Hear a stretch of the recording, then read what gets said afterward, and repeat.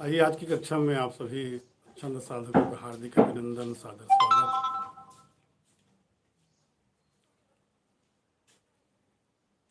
जैसा कि आप जानते हैं, हम बिलासा छंद महालय पर छंद शास्त्र का अध्ययन करते हैं। छंद शास्त्र एक ऐसा शास्त्र जो हमारे पूर्वजों ने, हमारे ऋषि मनीषियों ने इसे हमारे लिए एक विरासत के रूप में छोड़ रखा है।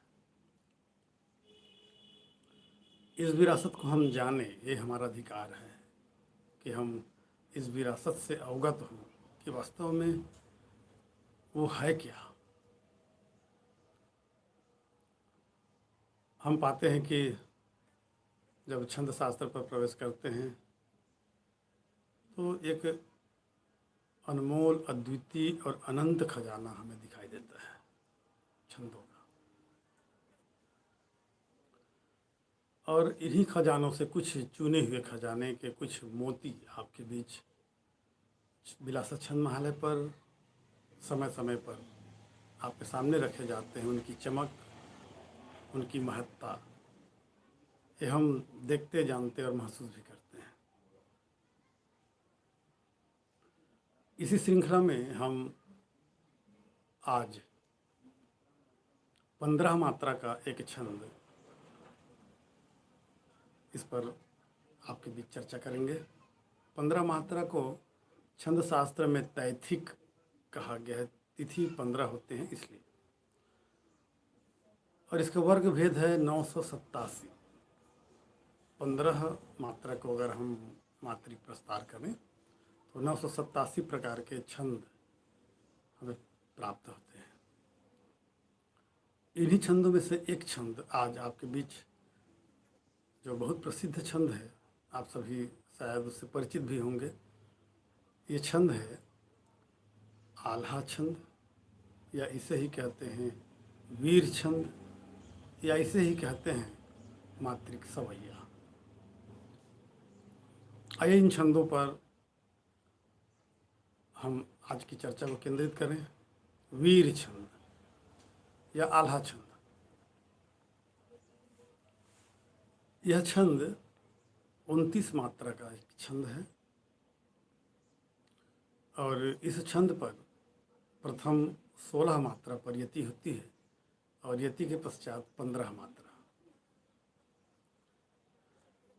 और इस 15 मात्रा पर पदांत हमेशा दीर्घ लघु ही होते हैं। जिस तरह से दोहे का पदांत 2-1 होता है, ठीक उसी तरह इस पर भी 2-1 ही मात्रा सुनिश्चित है। यानी ये समझिए कि 16-15 के इस मात्रिक योग पर हमें एक छंद प्राप्त होता है जिसे हम वीर छंद, आल्हा छंद या मात्रिक सवैया कहते हैं। 16 मात्रा के इस छंद पर अगर हम ध्यान दें 16 मात्रा पर, तो 16 मात्रा के पदांत पर हमें एक चौकल प्राप्त होता है। चूँकि 16 मात्रा एक चौपाई के नाम से प्रसिद्ध छंद है, तो इस 16 मात्रा पर पदांत पर, माफ कीजिए, यति के पहले हमें एक चौकल रखना अति अनिवार्य है। ये चौकल 2 गुरु भी हो सकते हैं, गुरु लघु लघु भी हो सकते हैं, लघु लघु गुरु भी हो सकते हैं, और 4 लघु भी हो सकते हैं। इस तरह से यति से पहले इस 4 मात्रा को हमें निश्चित रूप से रखना आवश्यक है। यति के पहले 2-1 का मात्रा भार न रखें, या जगण न रखें, या तगण न रखें। आप मेरी बात से अवगत हो रहे होंगे कि इस 16 मात्रा पर हम जो चौपाई का संयोजन हमने जो लिखा है या पढ़ा है या जाना है, चौपाई के समस्त संयोजन को आप यहाँ पर रख सकते हैं। और 15 मात्रा यति के पश्चात जो निर्धारित है, इस पर अंतिम पदांत पर 2-1 अति अनिवार्य है और यही इसकी महत्ता है। आप जानेंगे कि वीर छंद, आल्हा छंद या मात्रिक सवैया ये किस तरह का छंद है, इसकी प्रकृति क्या है। इसकी प्रकृति ओज है। जी हाँ, आल्हा छंद को हम ओज पूर्वक गाते हैं और ओज पूर्वक भावों को इसके लिए सृजन की सामग्री बनाते हैं। और जब ओजपूर्ण कविता लिखी जाए तो उसके विषय आप जानते होंगे। राष्ट्रभक्ति, किसी वीर पुरुष की महागाथा या शौर्य या युद्ध का वर्णन या मानवीय चेतना जगाने के लिए कोई ओजपूर्ण बातें, चेतावनी की बातें, इन सारे सामग्रियों को हम इस वीर छंद पर रख सकते हैं। तो जैसा कि हमने जाना कि वीर छंद 2 पदों के 4 चरणों पर लिखा जाने वाला एक मात्रिक छंद है। ये 4 पंक्तियों पर लिखे जाते हैं और इन 4 पंक्तियों पर अगर हम चारों पंक्ति के अगर तुकांत सम रखें, सम तुकांत रखें, तो इसका सौंदर्य और खिलकर पाठकों के बीच प्रस्तुत होता है, श्रोताओं के बीच प्रस्तुत होता है और एक आह्लाद पैदा करता है सुनने वाले के ऊपर। इसलिए इन चारों पंक्तियों पर प्रयास करें कि एक ही तुकांत हो, एक तरह के तुकांत हो, सम तुकांत हो। और चौकल 16 मात्रा के यति के पहले निश्चित रूप से जाने कि जगण नहीं रखना है आपको, तगण भी नहीं रखना है। जिस तरह से चौपाई पर चौकल होती है उस तरह से चौकल का उपयोग करें। इस छंद का नाम, जैसा कि आप जानते हैं, इसके नाम से ही पता चलता है कि वीर छंद है, आल्हा छंद है। आल्हा के बारे में आपने सुना होगा, पढ़ा होगा कि वो वीर थे, एक वीर पुरुष थे और उनकी गाथा को आल्हा खंड पर लिखा गया। और इस पुस्तक पर उनके वीर, धैर्यता, शौर्य, उनके पराक्रम का वर्णन किया गया है। और ये आल्हा आज भी गांव-गांव पर गाए जाते हैं। सावन के महीने पर प्रायः मेरे अपने गांव पर भी आल्हा गाए जाते हैं सावन के महीने पर।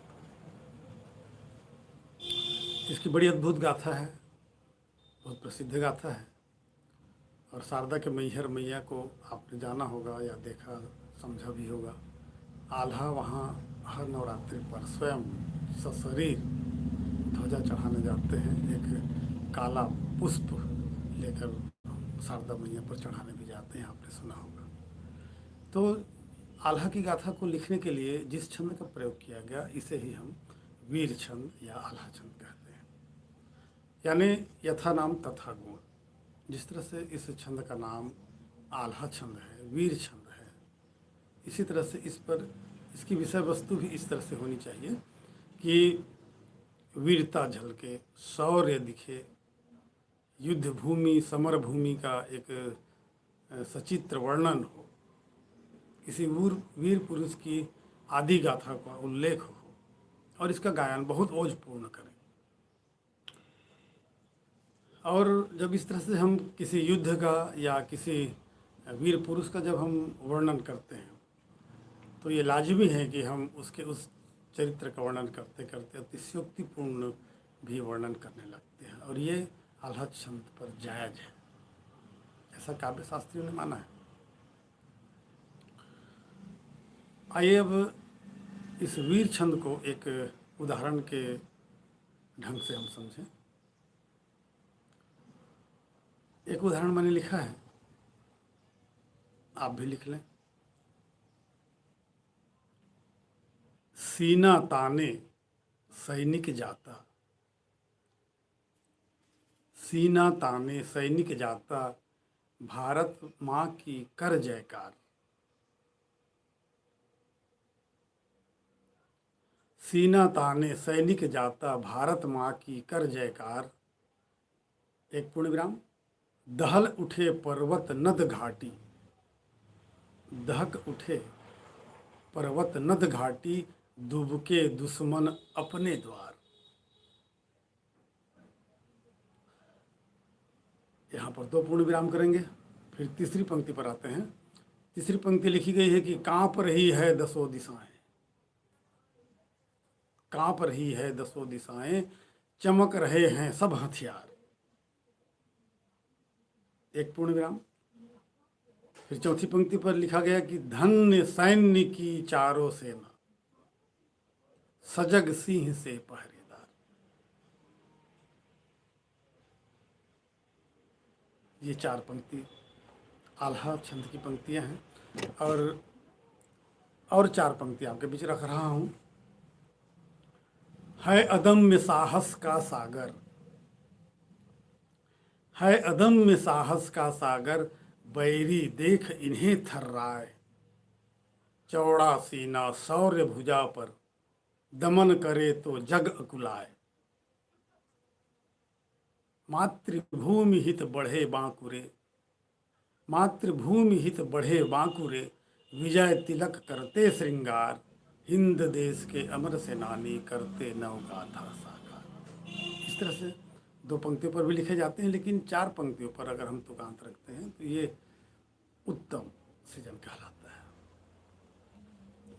अब आइए इसकी गेयता देखते हैं। आपके इसके स्वरूप को जान लिया है कि यति के पहले हम 16 मात्रा रखते हैं और यति के पश्चात 15 मात्रा। इसके पदांत पर हमेशा दीर्घ लघु होते हैं और इसके पदांत पर समतुकांत रखने की एक अच्छी परंपरा है। अगर हम ऐसा करते हैं तो इसके सौंदर्य में वृद्धि होती है। प्रस्तुत जो चार पंक्ति है इसका मैं गायन कर रहा हूँ। एक धुन है जो आल्हा गायन के क्षेत्र पर काफ़ी मशहूर है। इसे आपने ऑडियो वीडियो पर भी सुना होगा। और इसकी गेयता जब हम प्राप्त करते हैं तो हमारा मन, हमारा चित्त, हमारा शरीर एक ओज से भर जाता है, वीरता का एहसास होता है। और अगर इसके गायन में ओज नहीं आया, शौर्य वीरता का हमें लक्षण दिखाई नहीं दिया, तो मानकर चलें कि आपने वीर आल्हा छंद नहीं लिखा। आपके गायन में, उसके लहजे में आपको लगना चाहिए कि आप किसी वीर आल्हा छंद का गायन कर रहे हैं। मैं कोशिश करता हूँ आपके बीच में।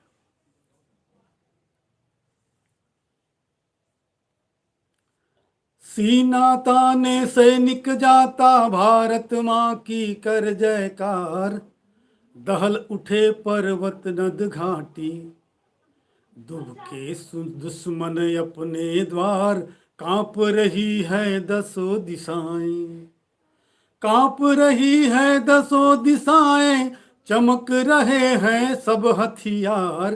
धन्य सैन्य की चारों सेना, सजग सिंह से पहरेदार। धन्य सैन्य की चारों सेना। ये चार पंक्ति के गायन। नीचे की चार पंक्ति के गायन सुनिए। है अदम्य साहस का सागर, बैरी देख इन्हें थर्राए। चौड़ा सीना शौर्य भुजा पर, दमन करे तो जग अकुलाए। मातृभूमि हित बढ़े बांकुरे, मातृभूमि बढ़े बांकुरे, विजय तिलक करते श्रृंगार। हिंद देश के अमर सेनानी करते नवगाथा साकार। हिंद देश के अमर सेनानी। इस तरह से इसकी गेयता होती है।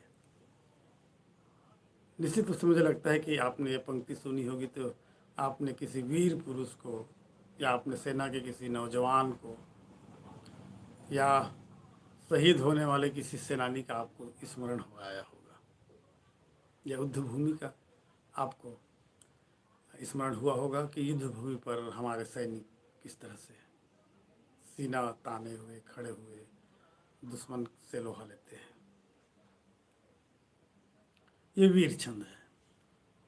और इसके जो लक्षण मैंने आपको जो बताए हैं, बहुत अच्छे लक्षण हैं। जब आपका मन करे कि हम वीर भाव पर लिखें, जब हमारे अंदर की वीरता हमें खोजे कि वीर छंद के या वीर भाव के लिखने के लिए आपके पास छंद क्या है, तो निश्चित रूप से निराश नहीं हो, वीर छंद पर लिखें। और अपने काव्य क्षमता का आप यहाँ पर उदाहरण प्रस्तुत कर सकते हैं। किसी भी घटना को, जो युद्ध की घटनाएं हैं या वीर पुरुषों की वीरता का दृश्य, अगर हम इन छंदों पर लिखते हैं तो यही इसकी सही मर्यादा का पालन करना है। वैसे कवियों ने भिन्न भाषा और भिन्न भावों पर भी इस छंद पर सृजन किया है, लेकिन वो कविताएं या वो छंद लेखन वास्तव में इसके नाम के अनुकूल नहीं है। प्रयास करें कि वीर छंद को वीर के भाव से ही लिखें। मुझे लगता है कि आपने वीर छंद, आल्हा छंद और सममात्रिक सवैया, इसके बारे में जान लिया होगा। और अगर आपको लगे कि इसके गायन पर आप अपने प्रयोग करना चाहें तो आप प्रयोग भी कर सकते हैं। मैंने जो आपके बीच जो धुन रखी थी, ये पारंपरिक धुन की वानगी थी। ये पारंपरिक शैली थी जो अधिकतर गाँव पर आल्हा गाते हुए हम देख सकते हैं, सुन सकते हैं। आप सभी को पुनः, जिन्होंने बाद में अपने आप को जोड़ पाया है, उन्हें मैं बता दूं कि वीर छंद एक 29 मात्रा का छंद है। और इस 29 मात्रा के इस छंद की अपनी एक अलग विशेषता जो किसी से नहीं मिलती। वो विशेषता ये है कि ये छंद अधिकांशतः वीर पुरुषों पर, युद्ध भूमि के दृश्य चित्रण पर, या पुरानी ऐसी गाथा जहाँ पर हमें वीरता के भाव के दृश्य दिखाई दे, ऐसे दृश्यों पर हम इसे लिखते हैं। इसका मात्रिक संयोजन है 16-15, 16 यति 15। ये छंद प्रायः 4 चरणों पर लिखे जाते हैं, 4 पंक्तियों पर लिखे जाते हैं। और 16 जो हम यति के पहले मात्रा का जो संयोजन करते हैं, चौपाई के समस्त जो विधान की शैली है उस पर इसे लिखे जाते हैं। मैं आपके भी जो उदाहरण प्रस्तुत किया था उसको मैं अगर इसकी शास्त्रीय विवेचन करूं तो शायद आप इसे सरलतापूर्वक समझ पाएंगे। सीना ताने सैनिक जाता, चार चौकल। सीना ताने सैनिक जाता, भारत माँ की कर जयकार।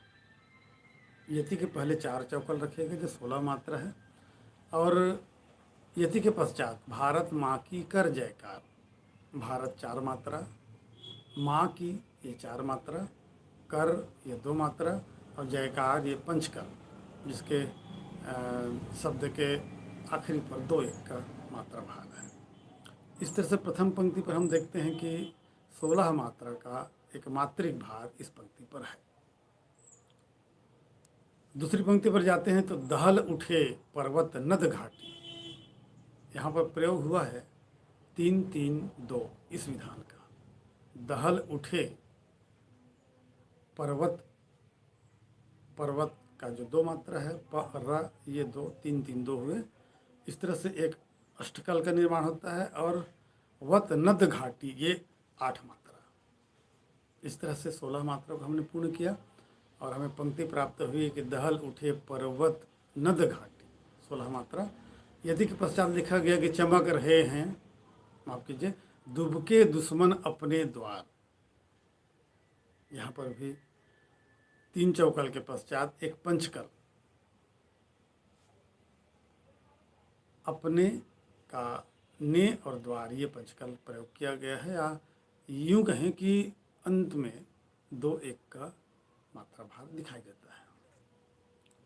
तीसरी पंक्ति देखते हैं कि कांप रही है दसों दिशाएं। एक सुंदर संयोजन की 3-3-2 धन 3-3-2, कांप रही है ये 3-3-2 और दसों दिशाएं ये 3-3-2। इस तरह से 8 धन 8 बराबर 16 मात्रा यति के पहले लिखे गए। और उसके पश्चात चमक रहे हैं सब हथियार, यहाँ भी 3-3-2 रखे गए हैं, 8 मात्रा। और चमक रहे हैं ये शब्द मिला और सब हथियार ये यहाँ पर आपको पदांत पर 2-1 के मात्रा भार के शब्द प्राप्त होते हैं। चौथी पंक्ति पर धन्य सैन्य की चारों सेना, यहाँ पर भी 3-3-2 धन्य सैन्य की और चारों सेना के रूप में आपके सामने एक अष्टकल प्रयोग किया गया। इस तरह 16 मात्रा को पूर्ण किया गया। और सजग सिंह से पहरेदार, यहाँ पर भी पदांत में 2-1 का मात्रा भार आपको दिखाई देगा। भावों पर जब जाते हैं, क्योंकि काव्य का प्रमुख अंग भाव है, क्योंकि जिन भावों पर हम कहना चाहते हैं क्या हमने उन भावों पर अपनी पकड़ बना रखी है, क्या हमने जो कहना चाहा है क्या उसको हमने कह पाया। इस पर विवेचन करते हैं कि कल्पना करें एक दृश्य, सैनिक जा रहे हैं सम्रांगण पर, वहाँ का दृश्य खींचने की कोशिश की गई है कि सीना ताने सैनिक जाता, हमारे वीर जवान अपना सीना झुकाकर नहीं जाते, अपने मस्तक झुकाते हुए नहीं जाते। इस सैनिकों की परंपरा ही नहीं है। एक सैनिक सच्चा सैनिक ही है जिसके सीने हमेशा तने हुए हों। तो इस भाव को लिखा गया कि सीना ताने सैनिक जाता, भारत माँ की कर जयकार, भारत माता की जय, ऐसा कहते हुए हमारे देश के सैनिक आगे बढ़ते हैं। और दहल उठे पर्वत नद घाटी, जब भारत माँ की जयकारा सुनाई देती है क्षितिज पर, तो इसकी प्रतिक्रिया जो अतिशयोक्तिपूर्ण है, जैसे कि मैंने आपको शुरू में ही कहा, तो इसको आप सुने कि दहल उठे पर्वत नद घाटी, उसकी जयकारा से समस्त सृष्टि समस्त भूमंडल दहल उठते हैं। और दहल उठने में कौन कौन से पात्र रखे गए? पर्वत, नदियाँ, घाटियाँ, ये उस जयकारा से दहल उठते हैं। उस स्वर में सैनिक के उस स्वर पर एक हुंकार है, एक सिंह सी गर्जना है, जिससे पर्वत, नदियाँ और घाटियाँ दहल उठते हैं। और दुबके दुश्मन अपने द्वार, इस गर्जन को जब कोई दुश्मन सुनता है तो वो अपने घरों पर जाकर दुबक जाते हैं। इतनी तेज और इतनी भयानक हुंकार है सैनिक की, एक ऐसा आतंक है उसके उस स्वर पर। और भारत माँ की जयकारा पर एक ऐसा आत्मविश्वास है कि कोई भी इस सैनिक के सामने आ जाए तो वो बच नहीं सकता। कांप रही हैं दसों दिशाएं, उसके हुंकार से दसों दिशाएं कांप रही हैं। इतना प्रचंड, इतनी तेज आवाज़ है कि दसों दिशाओं में एक गूंज गुंजायमान होती है और दसों दिशाएं कंपित हो जाते हैं।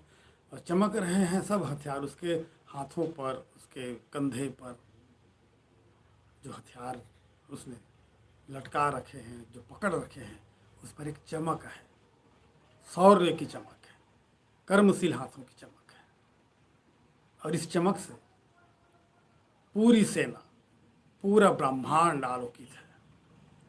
धन्य सैन्य की चारों सेना, कवि कहता है कि मेरे देश की उन चारों सेनाओं को मैं धन्यवाद देता हूँ, वास्तव में धन्य के पात्र हैं कि सजग सिंह से पहरेदार।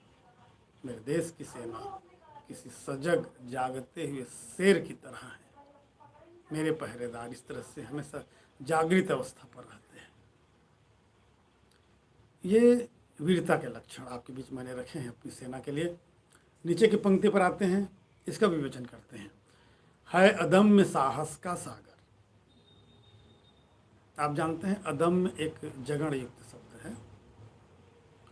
आपने ये भी जाना होगा कि जगण के पहले अगर हम द्विकल लगाते हैं तो इस जगण पर जो अशुभ का दर्शन हम करते हैं वो अशुभ शुभ में परिवर्तित होता है। इसलिए इन शब्दों को रखा गया कि है अदम्य है अदम्य साहस का सागर। मेरा सैनिक, मेरे देश की सेना, मेरे वीर जवान साहस के सागर हैं। साहस की कमी नहीं है हमारी सेना में। बैरी देख इन्हें थर रहा है। अगर बैरी दुश्मन का अगर सामना हमारी सेना से अगर हो जाए तो थर थर कांपते हैं। और ये सत्य भी है। अभी बीते वर्षों पर हमारी सेना ने कई युद्ध, कई लड़ाइयाँ लड़ी हैं और हर लड़ाई पर उसने विजय पताका फहराई है क्षितिज पर। ये इसका संकेत है। और इन्हीं भावों को लिखा गया है कि बैरी देख इन्हें थर रहा है। बैरी भारतीय सेना का नाम लेकर ही थर्रा जाते हैं। चौड़ा सीना, शौर्य भुजा पर एक तना हुआ से सीना और भुजाओं पर शौर्य चमक रहा है। वीरता के प्रतीक चमक रहे हैं। और दमन करे तो जग अकुलाए। और जब ये सेना अगर दमन पर आ जाए, नष्ट करने पर आ जाए, आक्रामक हो जाए, तो सारा भूमंडल अकुलाता है। बैरी दुश्मन कांपने लगते हैं। मातृभूमि हित बढ़े बांकुरे। माँ भारती की रक्षा के लिए ये रणबांकुरे निरंतर बढ़ते हैं। इनमें प्रमाद नहीं है, इनमें आलस्य नहीं है। ऐसी हमारी भारतीय सेना है। और विजय तिलक करते श्रृंगार। इनका श्रृंगार सिर्फ विजय तिलक है। सिर्फ विजय ही इनका उद्देश्य है। हारना इन्होंने सीखा ही नहीं। ऐसी हमारी सेना। और ये विजय तिलक इस बात का प्रतीक है कि वो शौर्य से, वीरता से, पराक्रम से भरे हुए हमारी सेना है। हिंद देश के अमर सेनानी करते नवगाथा साकार। इस बात से हम सभी अवगत हैं कि हमारी सेना एक ऐसी सेना है जो हमेशा नई गाथा लिखती है। हर युद्ध पर हम नई परिभाषा लिखते हैं। हर युद्ध पर हम भारत के उस तिरंगे को और ऊंचा करते जाते हैं, साकार करते हैं माँ भारती के सारे सपनों को। ऐसे अमर सेनानियों से भरा हुआ हमारा देश है, हमारी सेना है। इस पर हमें नाज होना चाहिए। इन भावों पर आप लिख सकते हैं। भारतीय सेना पर, भारत के वीर नौजवानों पर लिख सकते हैं, या पूर्व में लड़ी गई लड़ाइयों पर आप लिख सकते हैं। किसी वीर पुरुष की गाथा को आप अक्षरशः, अगर आपको अनुभव है, अगर आप लिखना चाहते हैं तो लिख सकते हैं। इस तरह से इस वीर छंद पर आप अपना अभिनव प्रयोग कर सकते हैं। आप याद करें कि आपके आसपास कोई वीर पुरुष है जिनके ऊपर अगर कविताएं नहीं लिखी गई हैं, उनके ऊपर वीर छंद, आल्हा छंद पर लिखने की कोशिश करें। मुझे लगता है कि अगर आप लिखेंगे तो जिनकी वीरता अभी तक छुपी हुई है, जो जग जाहिर नहीं है, उनको आप एक नया आयाम दे रहे हैं। और ये आवश्यक भी है। एक सृजनकार अछूते बिंदु को, अप्रगट भावनाओं को अगर उजागर करता है तो वो अपने सृजन धर्म का पालन करता है। मैं चाहूँगा कि आप श्रेष्ठ बने, वीर छंद लिखें, श्रेष्ठ बने, आल्हा छंद लिखें। डोली बोला। और अगर वीर छंद, आल्हा छंद को अगर हम लिख पाते हैं और निर्दोष सृजन अगर हम कर पाते हैं तो हमारे लिए बहुत बड़ी उत्कृष्टता है। हम अपने जीवन में आइए उन क्षणों को याद करें, उन वीर पुरुषों को याद करें और आल्हा छंद पर आज के सृजन को हम केंद्रित करें। आज की कक्षा का समापन अब यही करते हैं। आप सभी को बहुत बहुत धन्यवाद, सादर धन्यवाद।